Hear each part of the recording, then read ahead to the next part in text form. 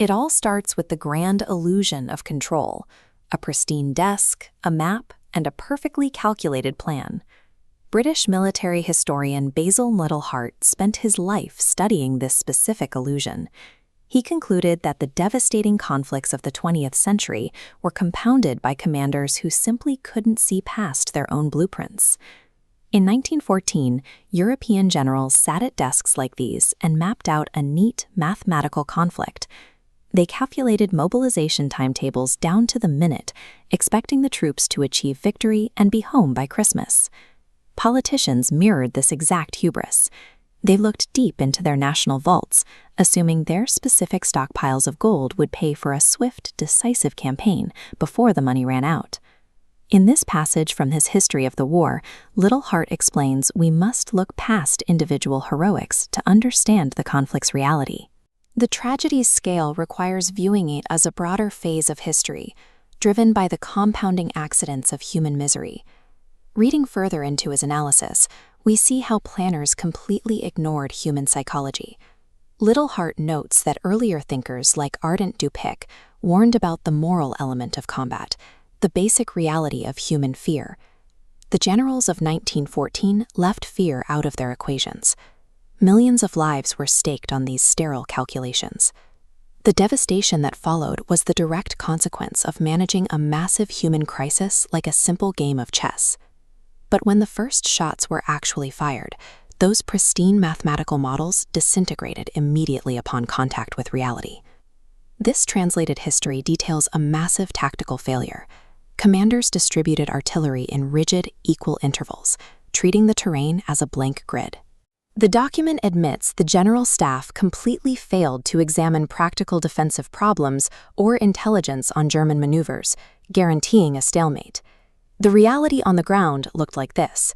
Millions of men found themselves trapped in a static, immobile meat grinder. The immaculate war rooms produced a landscape of endless mud and tangled wire. The soldiers were abandoned by the rigid timetables that put them there. 4 years of this static horror failed to resolve the underlying geopolitical tensions. It only proved that theoretical calculations drawn up in peaceful capitals will always drown in the physical misery of the front lines. The 2 decades following the armistice are often called a time of peace. In reality, military thinkers spent this incubation period obsessing over a single goal: figuring out how to bring mobility back to the battlefield. The initial technological answer to the trench deadlock was heavy armor. Cumbersome, slow-moving machines designed specifically to crush barbed wire and break the stalemate.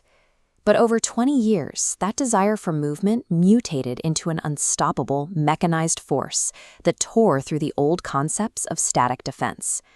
The scale of combat fractured. Armies were no longer locked along a single axis.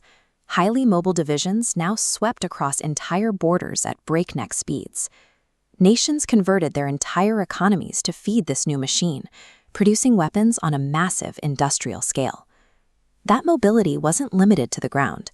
It extended into the skies, ensuring that civilians miles from the front lines were now direct targets. The military theorists finally got the mobility they wanted. By trying to overcorrect the static nightmare of the trenches, they built a faster, far more destructive system that eventually engulfed the entire globe. Looking closely at this 30-year span, you see exactly what Liddell Hart saw. 1914 to 1945 was a single continuous tragedy, driven by leadership completely disconnected from reality. The traditional commanders of the Old Guard maintained their rigid doctrines long after the weapons of the era had rendered those tactics suicidal, and the New Guard's obsession with technological speed ultimately led to the exact same place, a ruined landscape littered with burned-out steel. Liddell Hart called this the real war, the stark physical and psychological toll of combat that violently rejects the sterile theories drafted in comfortable rooms. To understand precisely how global conflicts spiral out of control, we have to look for that deadly gap, the space between the certainty of the planner's desk and the terrifying reality on the ground.